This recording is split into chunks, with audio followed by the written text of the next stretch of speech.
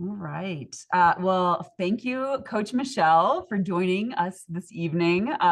We have Coach Michelle Simmons here, longtime triathlon endurance coach. How long have you been coaching? You've been coaching a little bit longer than I have, right? Like 15 years? Yeah, I'm going into my 16th year. So 16th it's year. been Okay. 15 full years of coaching, and I've been like a triathlete myself since I think my first race is in like 1993 or four. Like it's Yeah. been a long, I like, yeah. Yeah.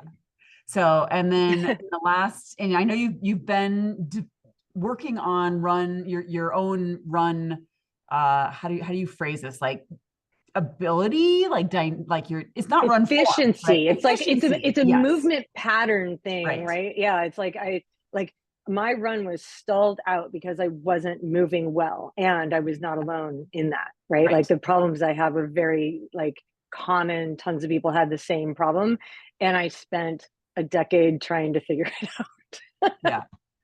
And so Yeah. you've developed this FlowRunning course that I've worked almost all the way through, and I know that's on me to not finish the final few lessons there, and I'm so sorry, but it was fantastic, and so I'm really grateful that you're here to talk to us more about philosophy and your yeah, more about the course and maybe just help with some of your knowledge around yeah, better run efficiency. I love that. Yeah. And I think that really fits in well also with the math kind of like theory of like running efficiency as well. Although they're different, of course. But yeah. Well, I mean, but the whole thing, like the concept is exactly the same, especially when the goal is to go long. It's like, I'm not, I mean, at some point you have to ask yourself to suffer a lot, right? But there's some level of suffering that your body's like, no, I'm not doing that anymore. And so when we can make fast easier, that's the Yes. goal, right? So like through the actual methods of our training, we're trying to make fast easier, more sustainable. And one of just a massively overlooked component. So like there's the fitness piece, there's the fueling piece, and we talk about all of that. And the economy piece is why like Patrick Lange won Kona, right? Like Right. he just was running better. It's not really that he was more fit than the other guys. He was just running in a way that made faster running easier for him. So he was able to run faster. Those other guys were working just as hard, guarantee it, Absolutely. right? But Yep. like he was Yeah. running faster. So it's like, all right, well, how do we find that piece of the puzzle? And how do we take pieces of that as amateurs and work it into our own training regimen so that at whatever fitness level we're at, we can be moving faster. That's the goal, right? Yeah. Yeah. Yeah. So Yeah. this talk is not going to be about training specifically. It's going to be about movement patterns and efficiency economy in running and how to improve that for yourself. And it's a lot not what you think. It's not what you think. So thanks for being here. Keep an open mind through this whole thing. And are we ready to get started? Should I share my screen Yeah. here? Sure. Okay. Let me do this. If I go, Oh, perfect. and then I'm going to pull, oh, we're all in here. Can you make it so that it's only speaker view? Let me see. And Yes. I asked that because I'm going to actually, I think I'm going to do, Let me see. yeah, because I think if I do this and then you make it, Okay. One moment. Let me. Um,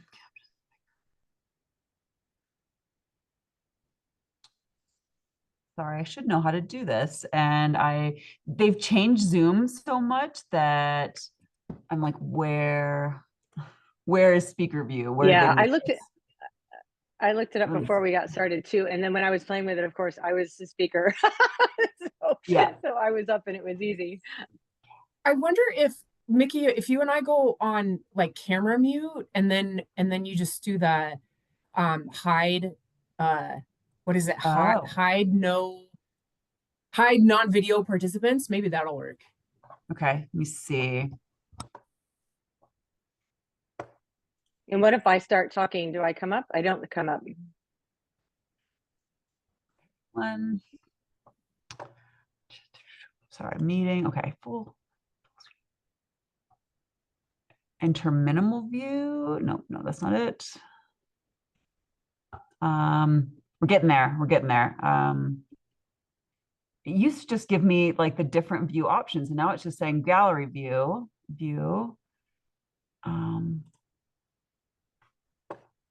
See one more. Let's see. Yeah, I have gallery view. Oh, spotlighted your video for everyone. It looked like you just did that. Yeah. Oh, there you go. Perfect. Does that Now work? we're good. Okay. Yeah, I believe so. I mean, what I'm seeing is what I want to be seeing. Okay. So, actually, let me escape out of this. Oh gosh. Of course, I didn't have my whole thing back to the beginning. Thank you for bearing with us in our amateur hour here. Yeah, well. Okay, here we go. So, thanks for joining us today. I'm Michelle Simmons. Like I said before, I've been a triathlon coach for the last 15 plus years. And personally, myself, have had some struggles with running. A lot of that stems from, I suspect, the fact that I came from a swimming background. And anyone who has followed triathlon for a long time has seen a pattern, maybe, that athletes who tend to be really good swimmers or came from a swimming background tend to have a hard time running. And I tell you what, I spent decades trying to figure that out. And I think I'm onto something now, and we'll get to that. So especially if you're a swimmer who struggles to run, pay close attention here. But even if you're just a regular human and you struggle to run, I'm going to help you understand why that is, where it's coming from, and what you can do to help yourself get through it. And the reason why I have Taylor Knibb as the photo on the intro here is because I want to give credit to the vast majority of the information that I'm presenting to you today comes directly from Lawrence Van Lingen, who is the PT who works specifically with Taylor and some of the other really high-level pros. He has his own community where he's teaching a lot of these same concepts. And I've been following him for at least a decade now, trying to decipher what he has been saying. And I felt like I did it. And I still was having a really hard time. Like when I went to teach a lot of this stuff, I had a hard time deferring to him because it just felt like the information he was presenting, while it was excellent, all of it is excellent and it's spot on. For me, it wasn't organized in a way that helped me understand like the whole umbrella big picture and what exactly do I need to do. Just like give me the formula.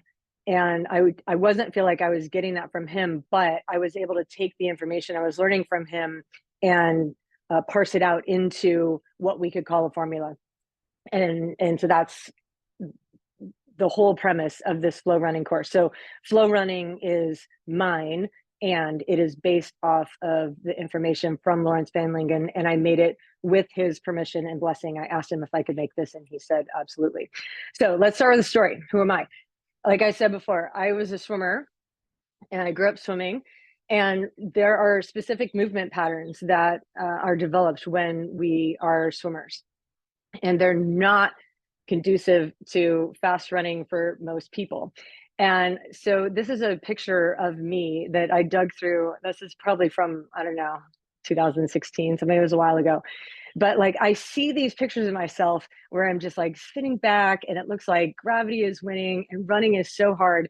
And I cannot tell you the amount of races that I did where, like I would swim really well, I would bike to my capacity. I would get off the bike and I'm in T2. I'm in a great position. I'm hitting all of my goals. And then I'm running, like, no kidding, as hard as I possibly could run. And these girls would just like float by me, like in a way that I'm thinking, what is happening? Like they're going, it's so easy what they're doing, or at least it appeared to be so easy what they were doing.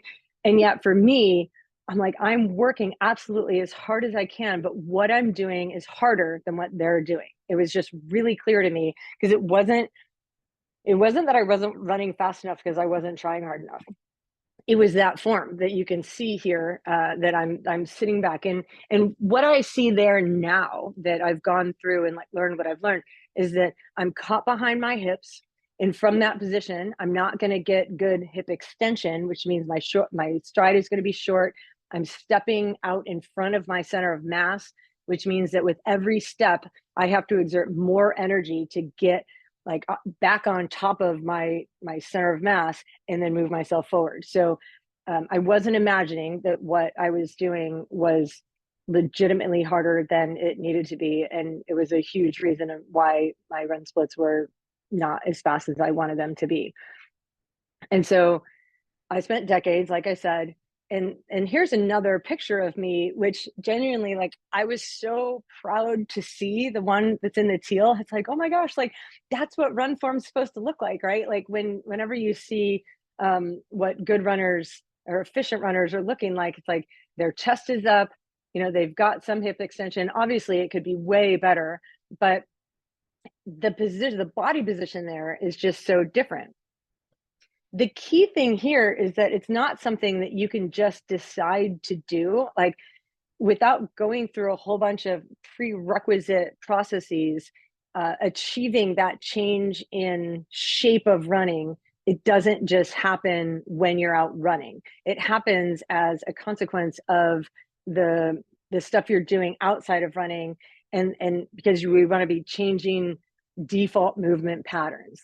And so a lot of this stuff that I'm going to talk about is stuff you're going to do in your living room, in your driveway, on the street outside your house, not necessarily while you're running. And what happens is it just shows up like magic when you're running. Because here's the thing, if you ask a good, efficient runner, how do you do that? Most of the time, they don't even know. They're like, it's just how they run. And it's because that's their default movement pattern. And that's what we're trying to change too, is how do I change my default movement pattern?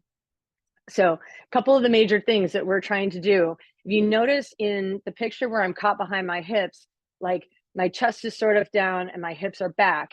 And so one of the big changes we're trying to make is to open up that whole frontal chain. So if I step back a little bit here, you can see like I want to get this posture into my running, not this posture here. And you can imagine, like as a swimmer, when everything is forward here and I'm crunched down, and on a cycle, you know, when I'm riding my bike and I'm crunched down in the front here, if I never outside of like my training made an attempt to open up the frontal chain of my body, then I would go into my running with the same default posture that works really well for swimming and it works well for cycling, right? Like we're closed chained in the front, but for efficient running, we want to be open in the front. So letting go, first of all, like just realizing that I had all of this like frontal chain tension that was causing me. So a lot of it wasn't even necessarily a choice. It wasn't like, oh, I'm on purpose, you know, pulling myself together in the front. It was more like the way that I'm sitting, the way that I'm riding my bike, you know, just my default posture was short and tight in the front. That is not conducive to good running. So recognizing and understanding that posture problem was what was holding me back in my running, learning to let go of tension and opening myself up in the front. A key to doing that is the central breathing pattern that we have. And so if somebody would have asked me a couple years ago to take a breath, I would have gone, and my shoulders would have gone up when I take a breath. And a lot of that stemmed from the fact that when I was a kid, I was a gymnast, and maybe somebody has like a similar story. And my coach would walk around and he would hit us all in the stomach. And that was a reminder that what we were supposed to do was stand with a braced core all the time, right? So I'm going to brace my core. And when we do that, your diaphragm then goes up into your rib cage when you take a breath. And so then your breath goes up into your shoulders. And so when you see people whose shoulders are uptight like this, like it's a sign that their diaphragm, that they're not breathing well with the diaphragm. And so we're going to talk a lot about that later. But I want to emphasize this because I can't overemphasize it. If you don't fix that central breathing pattern and get your diaphragm functioning and working, none of the rest of the stuff that we're doing here is going to be as helpful or useful as it would be once you get the central breathing pattern thing down. So pay really close attention when we get to the breathing part. The other thing is to stack your posture. So as I've been teaching this, I've noticed more and more that, and this was a problem for me too, is that when we have this head forward posture, which is really common, so like we sit at a computer, we sit on our bikes, but like head is forward here, and we're going to be more crunched in the front. What then happens when we go to run, if our head is forward and not stacked here, I'm going to counterbalance that with a big reach forward with my arms. As I reach forward with my arms, I'm going to kick my feet forward as well. And when I do that, I'm going to get caught behind my hips. And that's exactly how you end up with that picture where I am with the black and red, is that head forward posture screws everything else up. And so a key piece to all of this as well. So the breathing is a key piece. Stacking your posture so that your head is stacked on top of your shoulders, shoulders stacked on top of your hips. When that is normal and default for you, then your joint mechanics will work a lot better, and the muscles that support those joints will be able to let go of tension in a way that they can't if my joints are not stacked properly with gravity. Then the surrounding muscles are going to be on high alert, and they're going to stay tense and tight, just trying to hold that joint in a position that you might call it safety. They're going to try to protect it. So stacking your posture is a huge piece. The other thing that we're really going to be focusing on here is this, how torso drives your movement and a connected torso rotation. And I'm going to show you a picture here in a minute of how when I used to run with this head forward posture and close here in the center and I'm tight here, it didn't allow me to be able to shift my weight and move with the connected torso rotation. So when you can get like your chest up here, and then you can get your rib cage separated from your hip so you're not all locked here, I open up and now I can twist and turn. And when I can do that, this motion here is way more efficient. And that's like what you would see Patrick Lang or an Ashley Gentle doing, versus when we're here, like, the rotation is just not going to happen the same way as when I can get open and big through my center. So I'm going to give you tools and skills that will help you with the connected torso rotation. And then the last thing is, this is the difference between a swimmer and a runner, is the part about getting your energy going up. So when we run, when you're caught behind your hips and you're running, what happens is it feels like gravity is winning every time you take a step, and like the energy goes down, right? So I'm close and tight in the front, I step, and gravity just sucks me in. Versus, and this is a timing thing, and the flow rope teaches you the timing thing, but if I can get the timing right, then as I step forward and my energy ends up going up instead of down, and then now you're on this nice forward momentum path. And it's a huge light bulb aha moment when it starts to show up for you. And again, the way to get it to show up for you is to do the things I'm going to teach you how to do, and opening yourself up, using the flow rope, and feeling the momentum of how that rope can, like you can feel it with the rope, your momentum going up. And then you just go out running and you're like, oh my God, there it is. Like my momentum's going up, and it feels amazing. So stay tuned. So anyway, these are the main concepts of flow running, and let's get into it. So if we bring our awareness to how we're moving, and this is what I would say before too, when I was running, so this is not me, like the gal on the left of our screen, but there were so many races that I finished and looked just like that. And so like when I look at that picture and you see like her, her shoulders are up, she's clearly like so tight and short in the front that the only thing she can do is sort of bend over. And from there, like your breath is going to be locked up and labored. It'll be less efficient. And then we have Sophie Caldwell over here on the other side. And you can just see like she's tall through her spine, her chest is up, her head is stacked, and all that energy is going up. So like what she's doing is easier than what our amateur athlete is doing. So the things I'm going to ask you to bring your awareness to is, how much tension are you carrying?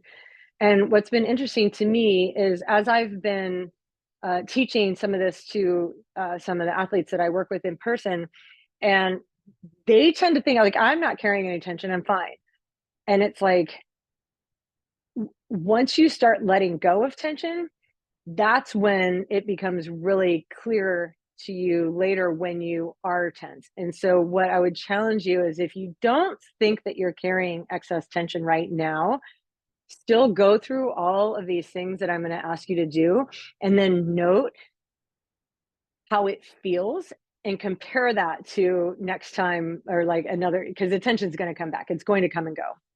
I'll share with you, when I first started doing all this, I think it was like during COVID time, when I really started to get in touch with my breathing and like learning to let go of tension and like really relax and like learn what that meant to let go of tension. And then I went like driving in town, and there's all these, I don't normally do that, and tall buildings and just traffic and people speeding, and I'm just getting more and more tense. And like I got home and I was just like a rubber band. I was like, oh my gosh, this is how I used to live, like all the time. It's like that. And then I've developed now like tools and skills to be like, okay, now I know how to like on demand let go of that tension. So bringing your awareness to that, it might be a journey that you go on where you learn over time how much tension you were actually carrying. If you think right now you're not carrying any, you very likely are. And then like, how are you moving? Look at still photographs of yourself, if you can find videos of yourself running, so that you can get a feel for like, do you have that chest up posture? Is your head out in front? Are your feet kicking out in front of you? Like, are you kicking a soccer ball when you run? Do you have rotation coming into your running? Pay attention to all of that, because a lot of that, it's possible to shift. How are you breathing? And we're going to do a little test here in a minute, but this is something that has taken a lot of my athletes a long time to really learn how to do. And so if you've had, Lawrence calls it reciprocal breathing, and that just means that if you inhale and your diaphragm goes up, that is the opposite of the breathing pattern that you want. What we want is to inhale and the diaphragm goes down. And so this is what I would say. If you're unaware of how you're breathing, you're probably breathing where your diaphragm is going up instead of down. And so I'm going to teach you like how to become more aware of that and how to fix it. And then another one is, do you trust your movement?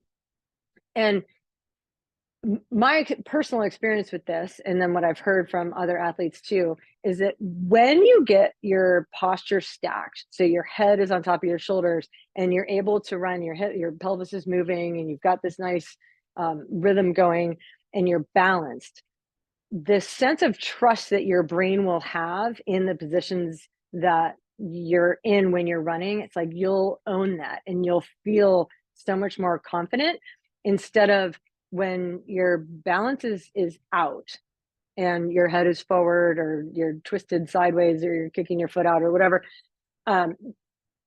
Like I said before, those muscles that surround the joints all end up having to do a lot of extra work, just to keep you in a position where you're going to be stable and not fall over.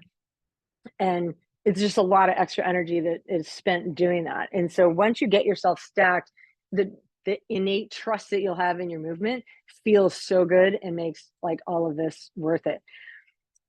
Then I'm going to ask you, and this is another one that when the idea is first presented, it seems really odd. Like, what is she even talking about? Look for ways to create length and space. And so like what we want to do, especially when we're running, is like, we want to run and make ourselves bigger, especially in the front, right? And so if I'm here, you can see that this position looks a lot more like Sophie Caldwell than our amateur athlete, where it's over here. This is a smaller movement. And even running here, I'm running low and small like this. This is much harder than running big and open and wide. And so just let that concept of moving with length and space come into your awareness. And you might not feel it for a while, but if you go through, especially flow rope is something that's like, that's been the key for me, is to learn how to move and like make myself bigger. And when I do that, movement feels even better than it did before. And so that is the emphasis on making yourself bigger. So start thinking in those terms, like, can I run bigger? And if you can, you're going to run faster. So the 4 main components, so like those are sort of what we just went over, was more of just like the kind of concepts that Lawrence talks about all the time. And then I'm like, no, dude, just break it down. Just give it to me in like step 1, step 2, step 3, step 4. And that's what this FlowRunning does. Is the first thing we want to do is to sort out our breathing, because like I said before, the other pieces just don't come together until your breathing pattern is sorted. So what happens when you're breathing in a really good functional way is that is your superpower, to be able to let go of excess muscle tension, open up your body and mind. You learn how to use your diaphragm, and you'll learn how to make your rib cage, like something Lawrence always says is free your rib cage. And the first time I heard that, I was like, what is he even talking about? Like free your rib cage. But what happens is, let me get my video down here. When we're short and tight here in the front, our ribs end up, like if we're not using them and breathing into them and making them bigger when we breathe, and that's a 360 breath, like from the front, the side, the back, you can breathe into your ribs.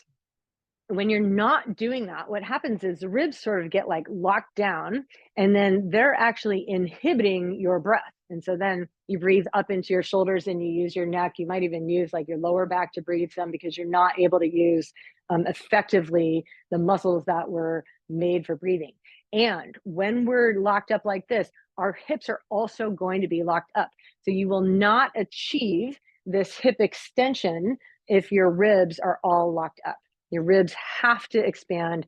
And the way to get your ribs to expand is to learn how to use your diaphragm when you're breathing. So that is in the FlowRunning course that I created. One of the first modules is all about how to sort out your breathing. Huge piece. Then the next module is about learning the contralateral gait pattern. And so the way that we do that is via backwards walking.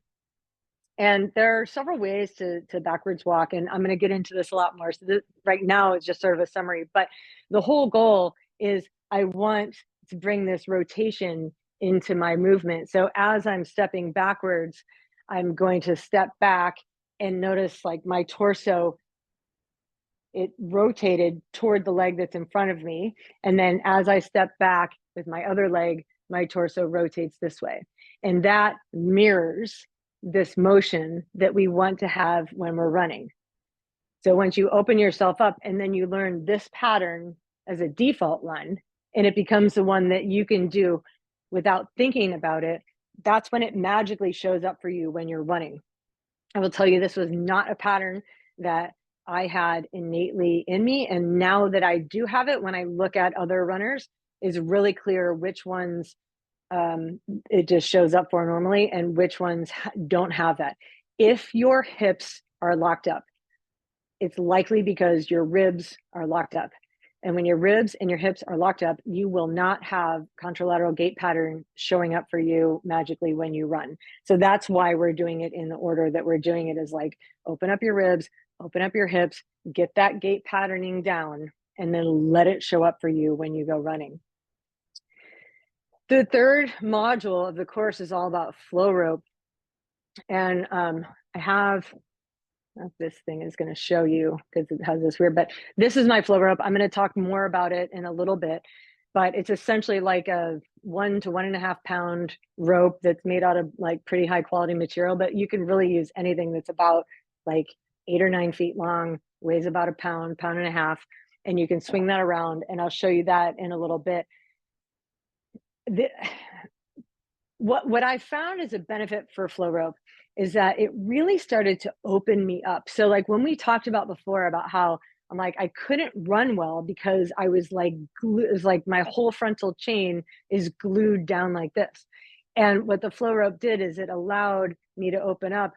It took me down a whole, let's say we'll call it like a rabbit hole, where I was like, I felt myself changing so much at like a really deep level once I learned how to do the flow rope. And it took me down this rabbit hole learning about fascia, because I was like, actually, that's what I'm doing, is I'm repatterning these fascial chains so that this movement where like the shoulder comes back and I'm big through my front, it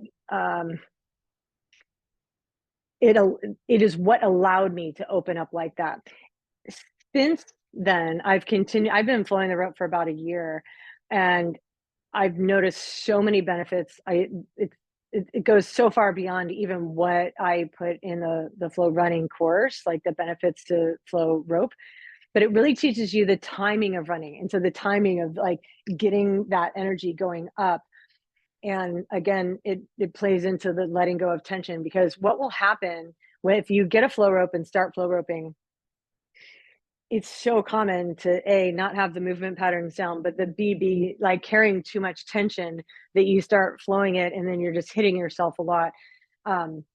And the way to not do that is to learn how to like, okay, shake it out, let go of tension, and then start flowing the rope, and you start moving like in this really nice, easy way. And the rope has been a great tool that teaches you how to do that.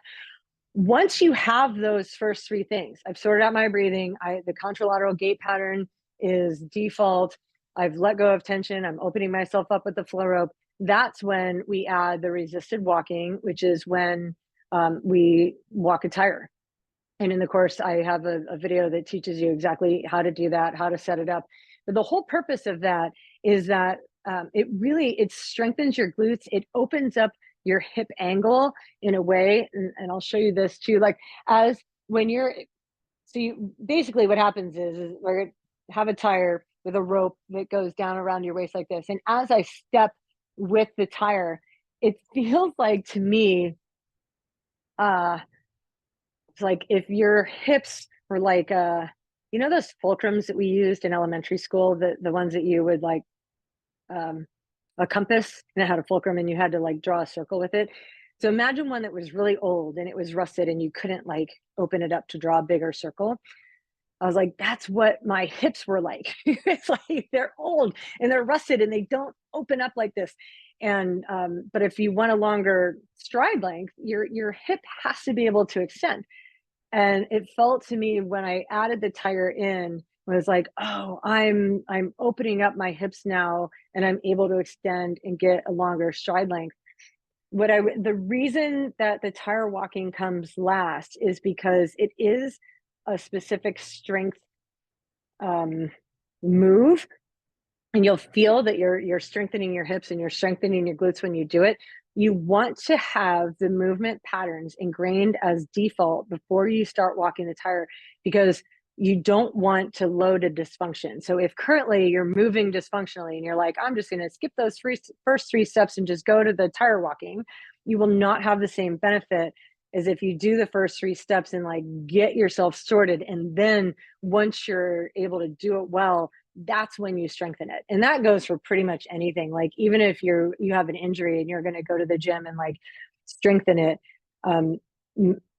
my suggestion on that would be like, well, like sort out your posture first and like make sure your movement patterns are good, so that the strength work you're doing is like you're strengthening the movement pattern that you actually want to show up like in your life.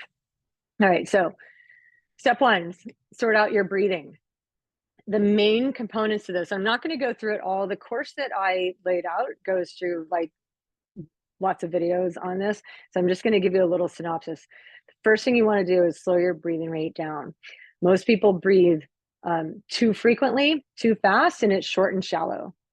And so if you want to be able to calm yourself down and just calm your whole system down, slowing your breath rate down so you're breathing, ideally, really, it's something like 6 times per minute. Most of us are breathing like 20 times per minute. So there's a long way to go there. But paying attention to that, slowing your breath rate down is a huge first step. The second thing is, at least at rest, make sure that you have your mouth closed and you are breathing through your nose.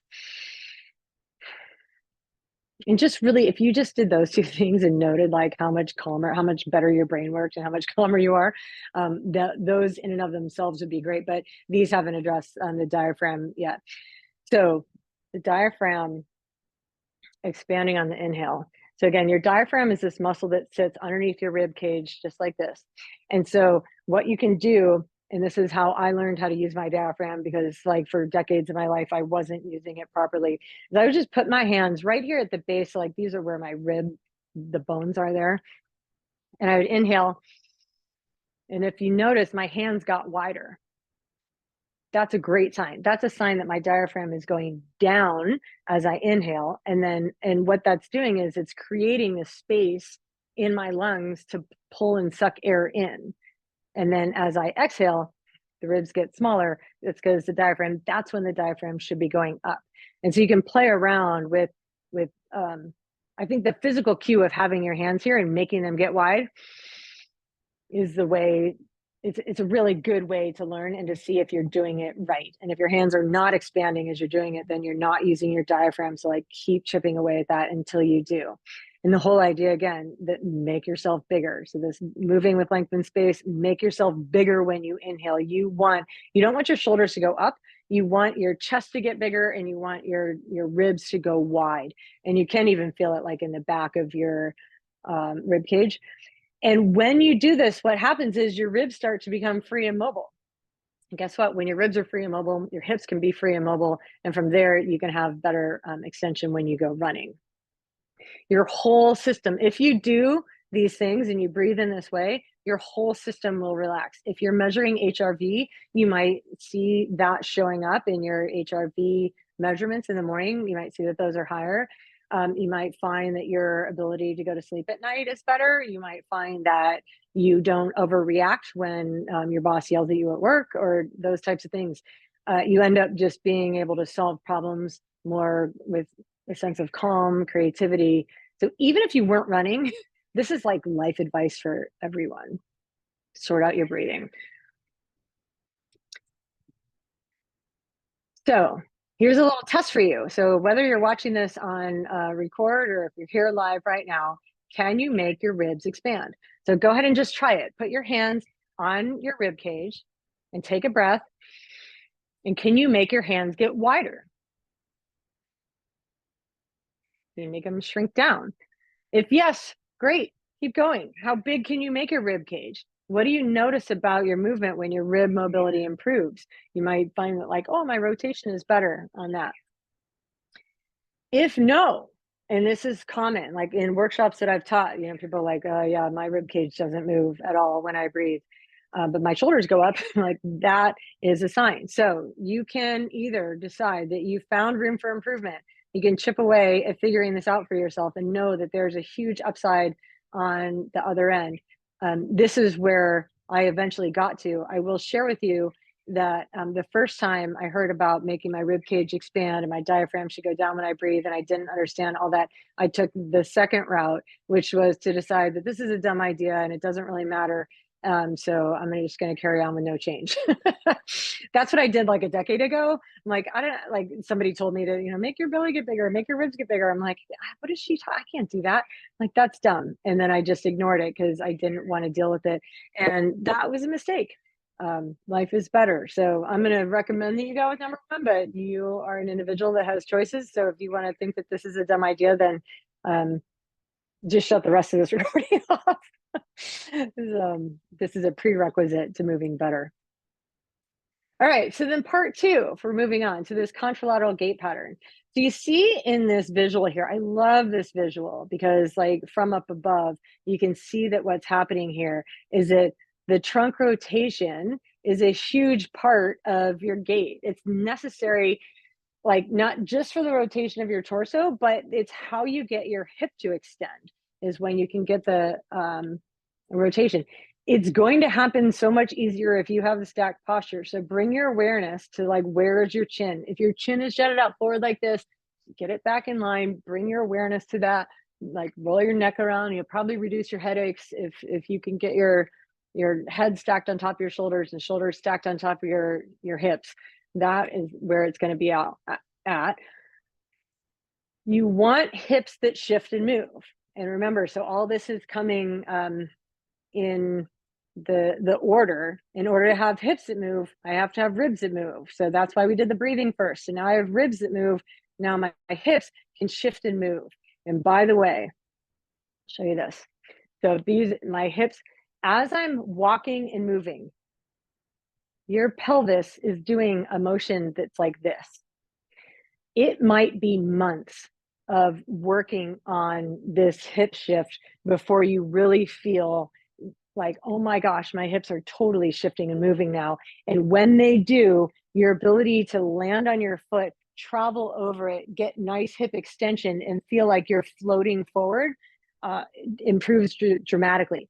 But you want your hips to be shifting, like, and it's this contralateral pattern, like this is the movement that you're going for.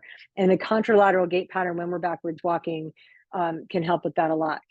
So again, a cue that you can do is your belly button points towards your lead leg. So if I'm going to step back with my right leg, then that means my left leg is going to be the one that's forward. So if I'm learning this pattern from scratch, what I'm going to do is I'm going to, before I even take the step back, I'm going to turn a little bit toward my left leg, and then I'm going to step back like here. And then this is the position that I want to be in. My belly button is pointing toward my lead leg. And then as I go to step backward again, I'm going to shift at the same time. And so now my belly button is pointed toward my right leg, that's the one in front, and my left leg is behind. So all the time. So whether you're going forward or you're going back, your torso or your belly button is pointed toward the leg in front of you. If that's the part that you remember when you're trying to work this out for yourself and be like, which way am I supposed to rotate? Before this pattern is default for you, you may have to think about it a lot. Belly button toward lead leg, that's Lawrence's cue. It worked for me. If there's another cue that works for you that gets you to the same place, fine, use it. It doesn't matter what cue it is, but that's the way that you want. And then you have this connected torso rotation. What happens sometimes is that people will, it's a timing issue where they'll do it late, right? So if I step back with my right leg, and if you notice what I did is I turned toward, like, my belly button's pointing away from this lead leg here. So if I'm here and then I'm like, oh, that's not right, and so then I fix it after, that is not connected torso rotation. The connected torso rotation happens when it's like all at the same time, where my hips and my shoulders are moving at the same time, not after. So you don't want to be like, some people will, this is a totally disconnected running form and probably the number one way to hurt your back. So that's not what you want. Connected torso rotation is what you want. And there's a flow rope pattern that teaches you that really, really well. And backwards walking really is the way to do this. And again, so it's shifting weight, shifting weight, shifting weight. The key to backwards walking, do it frequently. Step back onto soft toes and get your heel on the ground when your foot is behind you, when your leg is behind you. The first time people hear that, they're like, what is that about? You're giving your brain permission and showing it that that is a safe position to be in. And that is, it will start to promote hip extension for you as you go to run. You don't necessarily want to leave your heel on the ground when you're running, but you do want to allow yourself to do that when you're backwards walking. The key then here too, this is a mistake that I made, is that when I was first learning all of this, I just did backwards walking for like a couple of steps at a time until I felt like I had it, but I didn't go out and like really practice it for a long time. It was somewhat awkward at first. It wasn't until I started going out, like at the end of my dog walks or whatever, do it wherever, whenever is convenient for you, for 5 straight minutes at a time. You can do it on a treadmill, you can do it in a park. Ideally, you do it barefoot, unless like your ground surface is not, okay for you to do that. It's not safe, but have like a, wide open field, or I just do it up and down my street. Like every morning at 7 a.m. I'm out there walking backwards. My neighbors are all driving to work and they're like, there's that crazy Michelle again. And I'm like, yep, like I'm the crazy one.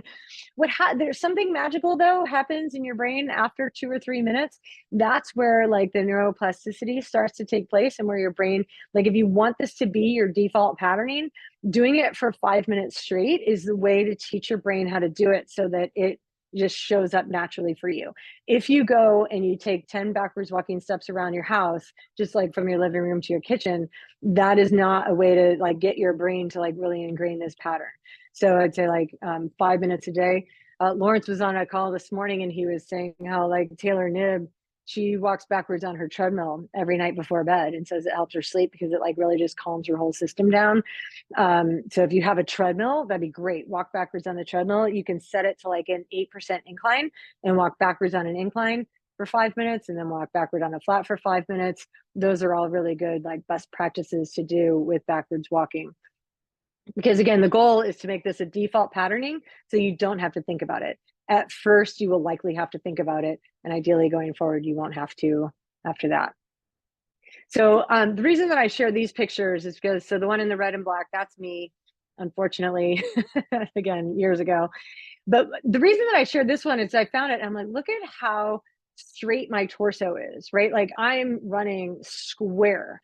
And when I'm running square like that, I'm not going to be able to get good hip extension with my leg behind me.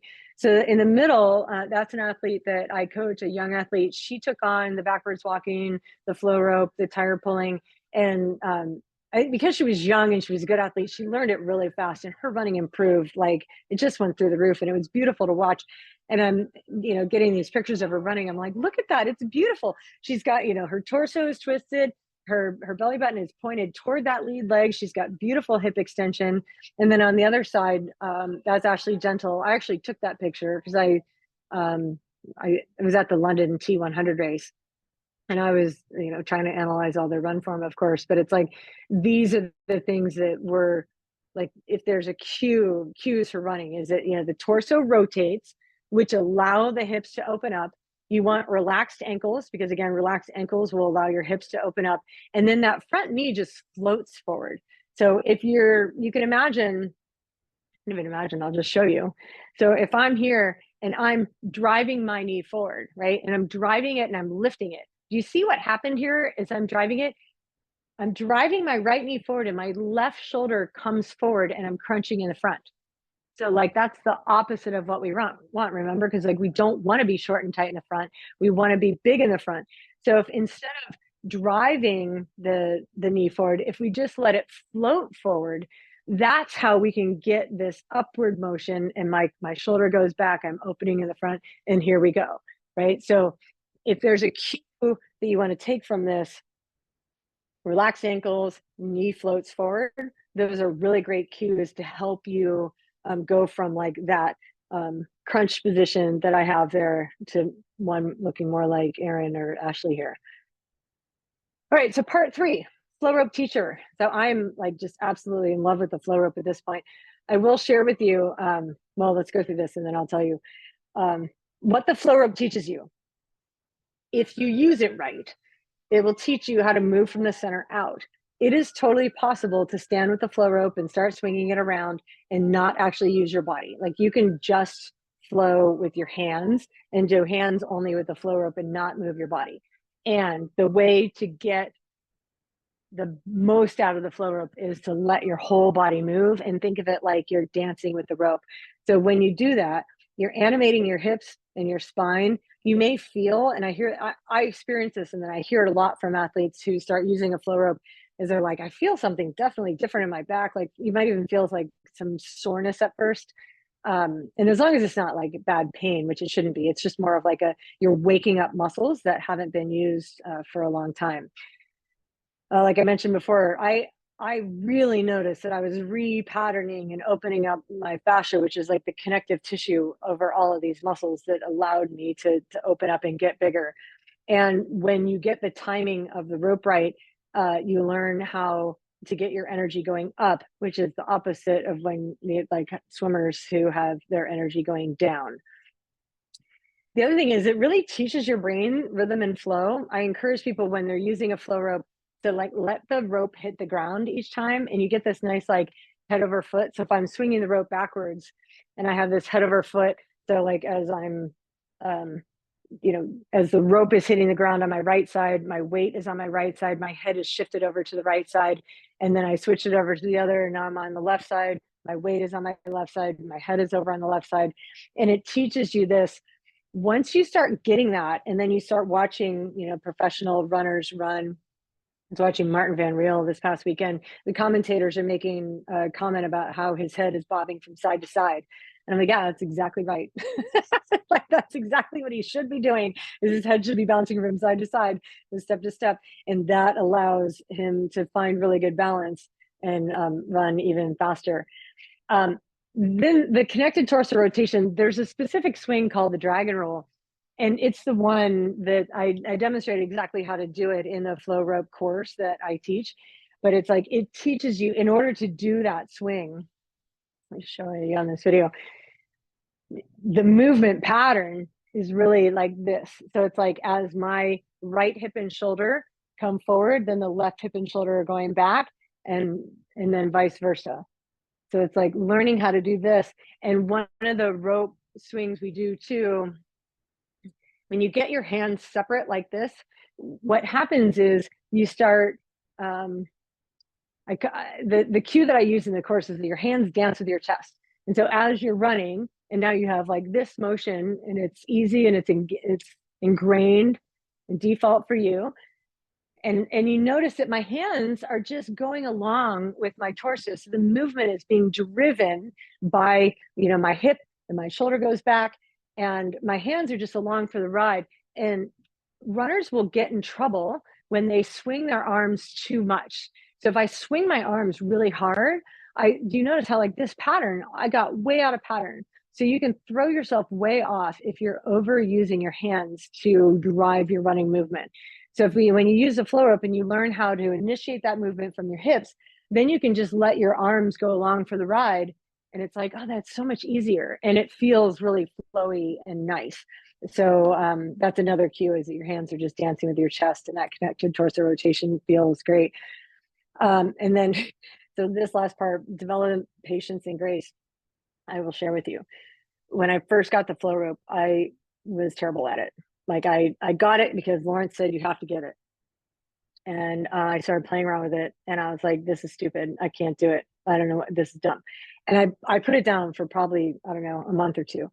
And then he kept harping on it. He wouldn't shut up about it. Like, you need to learn how to use the flow rope. Oh, okay, fine. So I tried it again, and I started to get a little bit better at it, but it really took a lot of patience for me to learn. I was so far from being able to do it with any sort of efficiency at all. And I'm like watching these videos and smacking myself in the head and smacking myself in the leg and trying so hard to not get mad. And then Lawrence said, and he was exactly right, he's like, people who are not breathing well and short and tight in the front and don't have these movement patterns developed will be in a rush, you're in a hurry, you're impatient, and you'll get really frustrated with the rope. And I was like, that's exactly me. And I'm like, I don't want to be like that anymore. So, okay, I'm going to develop my patience and grace, and I'm going to breathe. And I will share the key for me to start getting, especially the more complex swings that I've started to learn, is to laugh at myself. And every time I make a mistake, I just laugh at myself. And that's something that can transfer over right into life as well. As I'm laughing at myself every time I make a mistake, I'm giving myself permission to not be a judgmental wench and to let myself try again. And the more I allow myself that kind of grace, the more space there is for improvement. So the flow rope has really taught me patience and grace, and I'm grateful for the practice.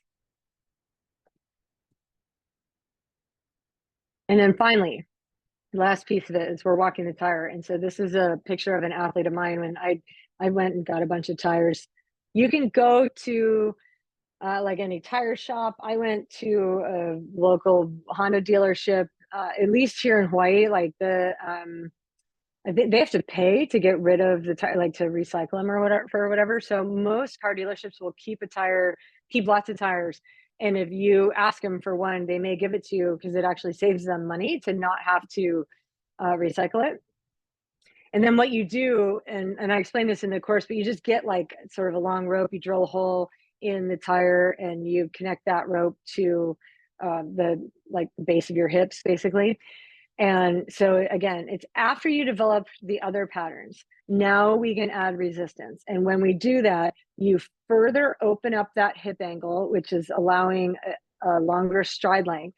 It's specific strength for your glutes, And it is a giant aha for your brain, like, oh, that's how my hips should work. So if you're battling sort of with this, that pelvic moving like this, if you have the movement patterns and you're breathing right and you can contralateral, you walk with the contralateral gait, when you start adding the resistance, you go, oh my gosh, that's it. Your brain will get it. So I'm a huge fan of walking the tower. It's the same thing as backwards walking. You want to do it for like 5 to 10 minutes at a time in like sort of straight or uninterrupted. With a U-turn on the street is fine. Slightly uphill is going to be a little bit better than slightly downhill. You'll just have like more resistance on it that way.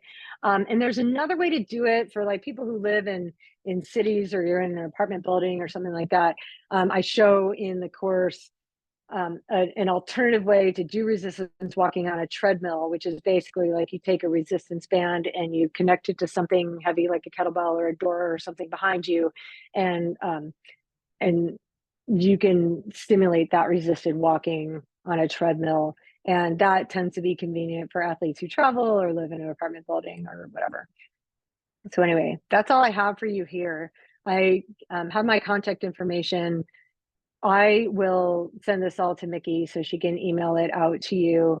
I do. So the course that I created is a pretty straightforward, simple one. It goes over 5 or 6 weeks. Each week has like, I think 4 to 6 or 7 videos that are each sort of 5 to 8 minutes long, explaining like different concepts of this. Some of them are giving like floor movements to do to open up your hips and things to be thinking about.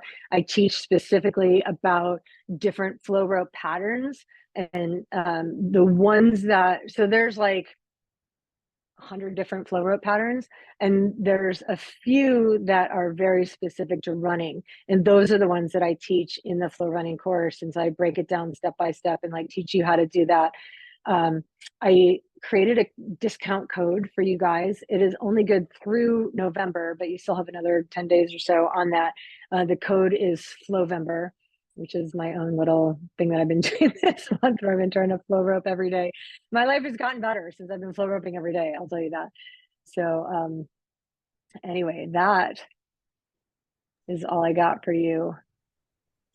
But I am happy to answer any questions if Carly or Mickey has any. Yeah, I was going to say, do you have time for a couple questions? Yeah, I totally do. Ask away.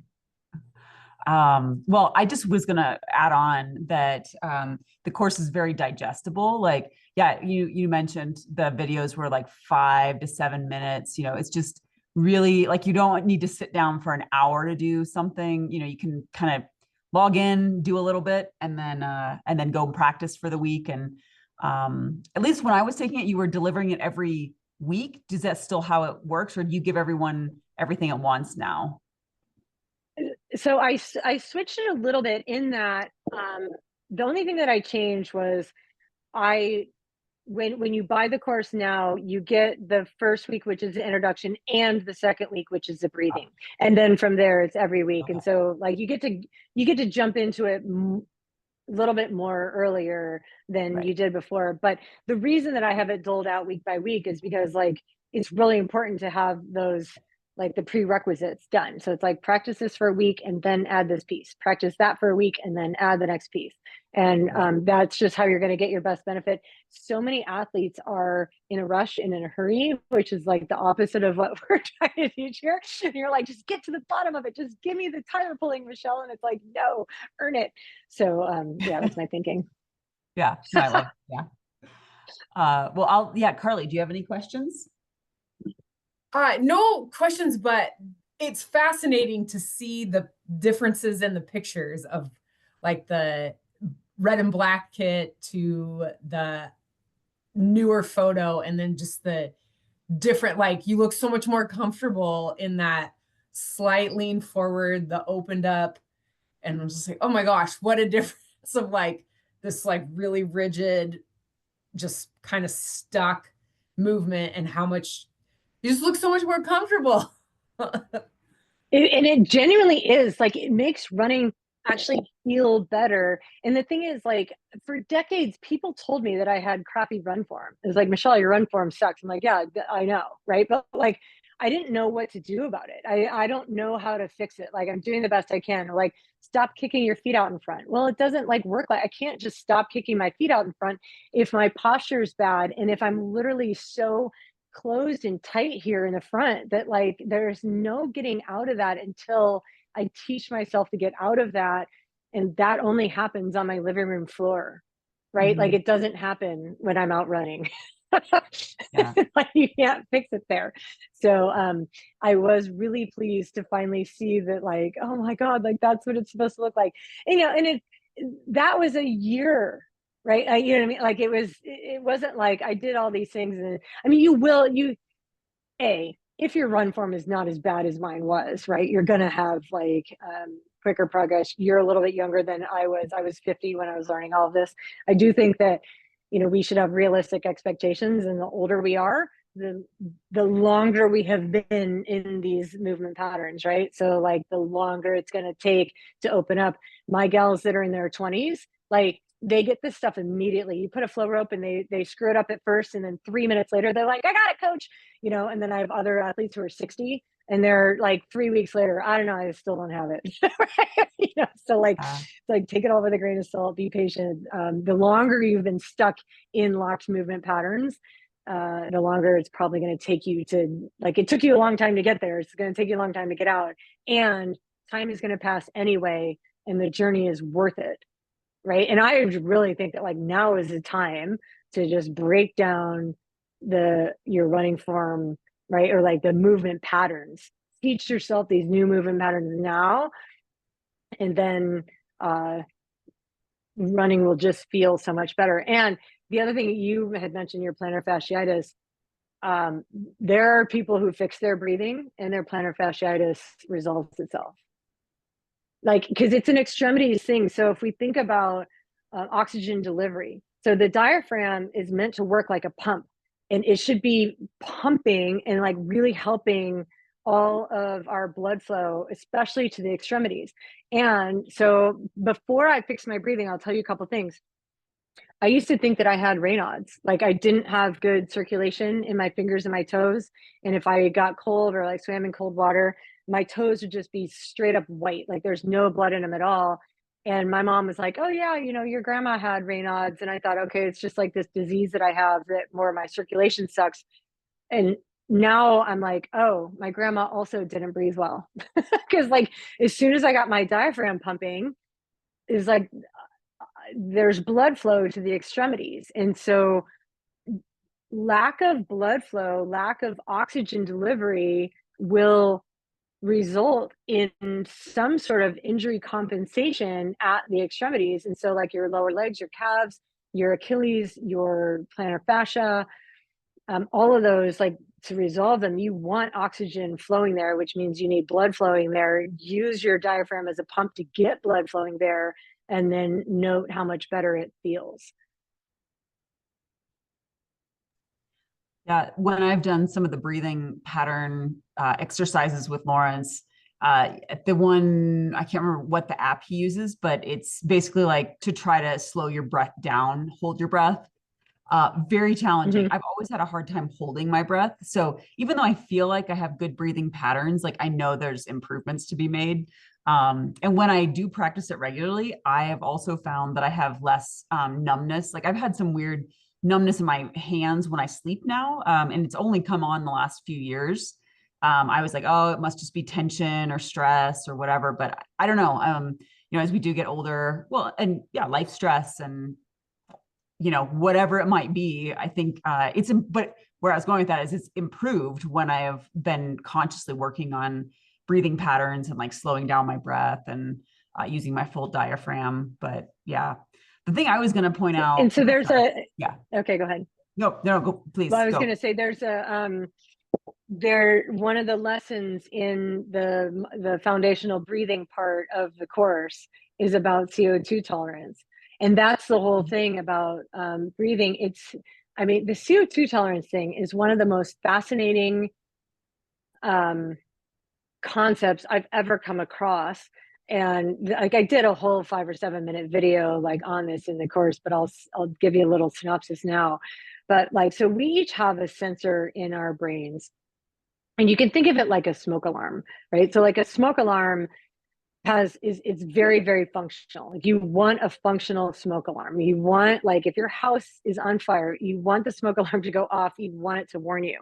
And you don't want that smoke alarm to be so sensitive that every morning when you go to fry a couple of eggs, it's like setting the smoke alarm off, right? So like there's a happy medium.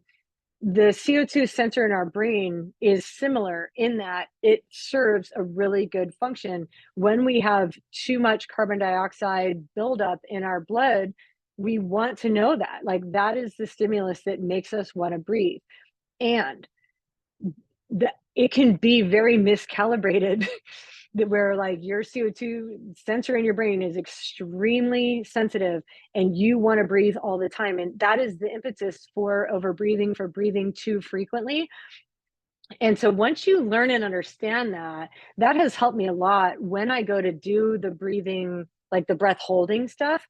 And when it starts to get a little uncomfortable, when my thought is, oh yeah, I'm just training that CO2 sensor that this is fine. You can relax through this. You're fine. You're not for lack of oxygen right now.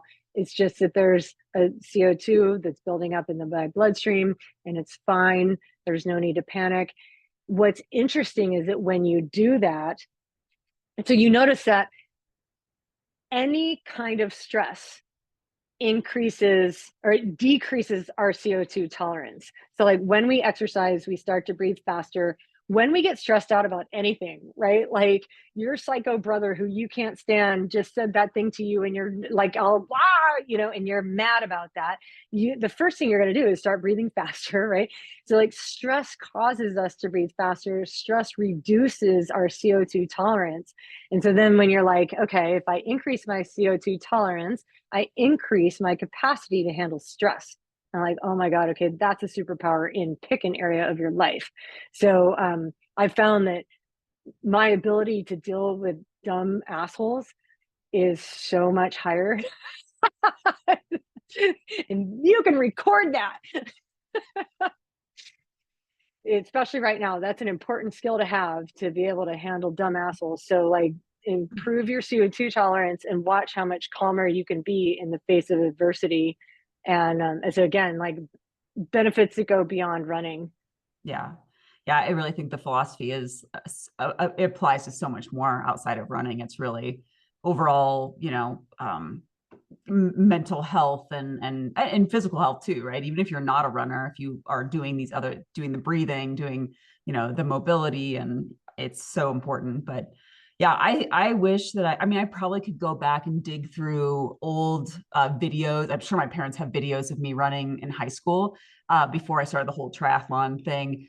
I would guess that the years I spent in TT position has changed my run form like by a lot. 100%. Yeah. And I also know, like, as I'm getting older and I'm sitting more at my desk and, my posture's not great. I just really think that the course is so good for, even if you're a natural runner, let's say. There's so few natural. I actually will identify, I think I was kind of a natural runner. My dad was a runner. His mom was a runner. But, I think there's still benefits because I know my run form has changed. I can feel it changing. And so practicing this is just, I think, right, what you said at the very beginning, like it's going to make running easier. And when we run easier and more efficiently, we can run faster. So yeah. Yeah. But the thing is, if it took Taylor Knibb from a 35-minute 10K to a 33-minute 10K, you're like, is there anyone that this doesn't work for? I'm like, right. These are the same methods that she's doing. She's a 33-minute 10K. I'm probably like an hour 10K at this point, but it's like, it works for everyone, right? Like whatever level you're at, you can incrementally improve. So I think that it really makes sense for everybody. And to your point, Mickey, when we're kids, and I think I even said that in like the introduction to the course, to a video, that like, if you want to watch little kids run, like they're not judging themselves, like they haven't been through a bunch of trauma yet. They're not sitting all the time. They're not like, and so their posture just is good, right? They're stacked, they're open, they're free, they're not judging themselves. And then as we go through life and life comes at us and we get hurt and we get like somebody hit us, somebody hurt us, or like we're shit talking to ourselves and we're like, oh, I suck at this and it, right? And like, do you see, like, even as I say, I suck at this, my posture reflects the way that I'm feeling about myself. So if I don't feel worthy, I'm making myself smaller here. I don't want to be seen. I'm going to brace I think she's going to hurt me. I think he's going to, I'm going to get smaller here. From this position, I'm not going to run well, right? Versus when I'm like, I'm going to take my power back and I'm going to make myself bigger. And like, I'm going to start talking nice to myself and I deserve to run fast today. And I've been working on this right? And like, I believe. And like, this is a position of, I believe, I'm comfortable, I'm happy, I'm confident, right? Versus like, this is, I don't know, I shouldn't be here. Do I belong? I'm not as fast as it, right? So posture it goes way beyond just the physical structure. It is emotional. So and I go into that in the course too, like just talking about bringing your awareness to that can be really helpful. Absolutely. Yeah, it's fantastic. Thank you, Michelle. Carly, do you have any other questions, topics, anything come up? No, but this was really interesting. So yeah, thank you for sharing about this and for the last 75 minutes really of time. It was so interesting. Like it flew by. Like this was really great. I'm actually sort of impressed that I managed to keep it an hour. Yeah. Oh, it was great. No, it was like perfect. And we even like had the technology issues at the beginning. So it was actually under an hour. So you're good. Under an hour. We'll just cut that part out. Right. One last thing for anyone that's listening afterwards, whether you're my athletes or one of Michelle's athletes, I really think that also working on this in off season, like a lot of people are going to go into off season, like now is the time. I mean, it's the stuff that what would you estimate that if someone was going to spend like a half hour, right, they would make huge gains over the next couple of months. I mean, a half hour a day, right, during off season should be totally doable. And if they do more, I'm just thinking. Yeah, I mean, 10 or 15 minutes a day would be huge. I mean, I would say 10 minutes a day is better than a half an hour twice a week. Yeah. Right, for something like this, because what we're trying to do is we're trying to change movement patterns, and that takes time. So like, there's no hurrying this, there's no rushing through the process. Half an hour twice a week is not the same as 10 minutes every day. And I would err on the 10 minutes every day, side of things. And the other thing is that while like, if you do take the course, you will find marked improvement by week 6. And if you keep doing the things, you will find more improvement at month 6. And years later, like I've been doing all this stuff for at least a year now. I've been doing all of this and it continues to get better. Like I continue to open up. I continue to make this default pattern where it's almost hard for me to do it wrong now, because like I've so ingrained these movement patterns. So while it's a 6-week course, it's not like just 6 weeks and then poof, it's magic and it's done. It's more like 6 weeks to ingrain these types of the way we're going to think about it and the way we're going to approach it, and then keep doing the things. But the good news is that at 6 weeks, you'll probably be like so stoked with like how much better it's getting. And then you'll be like, how much better can I get? And then you like want to keep going. And then, then you'll be like me and be like, I want to learn more complex rope flow swings because I'm type A. Like, what else can I do? Yeah. And then it becomes really fun. The practice gets even. I will tell you that, Mickey, like the practice I've been doing this month, it's so fun. And like, it took about 2 weeks for me to get any kind of competency with like swinging overhead and switching arms and switching directions and doing all sorts of wacky stuff. And now I'm like, I love it. It's like my favorite time of the day to go outside and play with my rope. Yeah, no, I've been following along on Instagram when you post the videos. They look very complicated. I am sure that I would, probably knock myself out or knock the puppy out, right? Because she's trying to eat the rope. Oh, I did. Oh my God, I knocked my dog. I was doing some like this overhead one. It was like a swinging down. And Maya came back, like my husband had took her for a walk and she came like running around the front, and I didn't know it because I had like music in my AirPods, and she was like, and I was like, oh my God. It's like, I'm so sorry, like that was a mistake. I'm not with you. I'm so sorry. And she forgave me. That's So good. That's good. Yeah. she knew. Excellent. Yeah. Yeah. Yeah. Okay. I had one more question All I right. just thought of. So when you're, Yeah. so Yeah. obviously so I've started down this path, but I'm not as far as you have, and I've fallen off massively. But I think we talked about a couple of weeks ago, I can't remember, or maybe it was on, you posted something on Instagram. I can't remember what you said, but as you've been practicing more and more, are you seeing a decrease in heart rate at your same kind of relative run effort? Because I know you've also done math and like you do heart rate. Or are you just feeling like, I mean, overall, it sounds like you're just feeling better running. And so when you feel better running, you're also having more fun, right? And there's less stress and there's a whole cascade of benefits. I would say even just enjoying running is a huge step for a lot of people, because if running doesn't feel good, Yeah. but are you also seeing sort of, and it's kind of hard to deconvolve the fitness component, because as you feel good running, you want to run more. So then you get fitter, right? So then your relative effort does come down, or heart rate comes down at certain relative efforts. But I mean, do you have more like statistical metrics in terms of heart rate or pace or anything like that?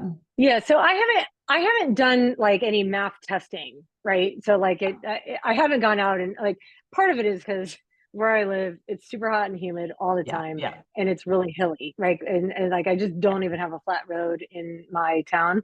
And so while I haven't done like my pace at heart rate 130 and my pace at heart rate 140 and my pace at heart rate 150, what I have done is I know like my normal routes and what the average pace is and what the average heart rate is like for that route.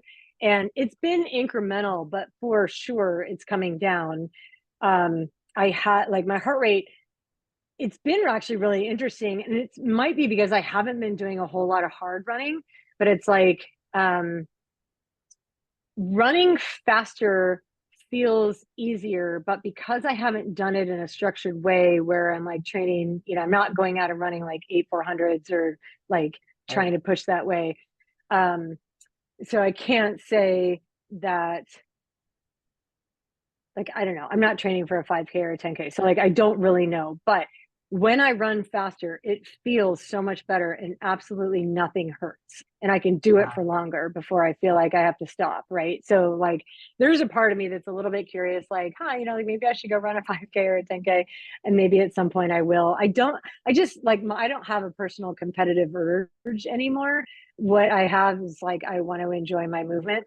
I will say though, some of my athletes have absolutely improved. And like that, the athlete that I showed with the picture of in this one, I mean, she was probably one of the only athletes on the race course that negative split the run at Honu last year, which is like one of the hardest runs in triathlon on like that hot golf course, hilly.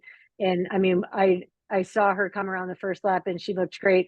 And then I saw her come around the second lap and I was like, oh my God, what is she like? I mean, she was finishing at like under 8-minute pace.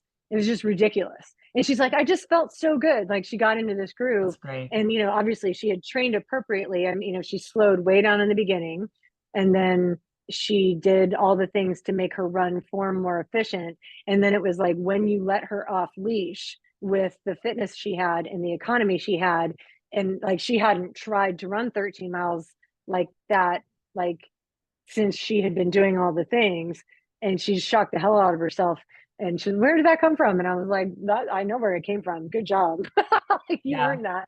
So it's for people who are more competitive, I have seen it in them more than I've seen it in myself, but I'm just not timing myself that much. Well, but I will say, I mean, reducing injury is a huge piece of it, right? Like to be consistent over time, if you're like, this is more enjoyable and nothing hurts, that is like step one. Yeah, absolutely. That's kind of where I'm at. I mean, I also very hilly, not a lot. I mean, I could go down and do a math test somewhere, but I'm really interested in running with more ease and less Achilles pain, So I think that's my big goals for the moment. But yeah. Well, again, thank you so much, Michelle. This is really great. And I'm just very, very appreciative. And I hope everyone goes out and gets the flow, takes the code, the Flowember code. I also put it on Slack. So November. Yeah, I'll email it to you, Mickey, and then you can send it out to your people with the like link to the recording or whatever. yeah. And it was sounds nice good. to meet you, Carly. Yeah, thanks for this, Michelle and Mickey. Always, thank you so much. And yeah, this is course, great. yeah. Awesome. Thank you All right, both. sounds good. Mhm.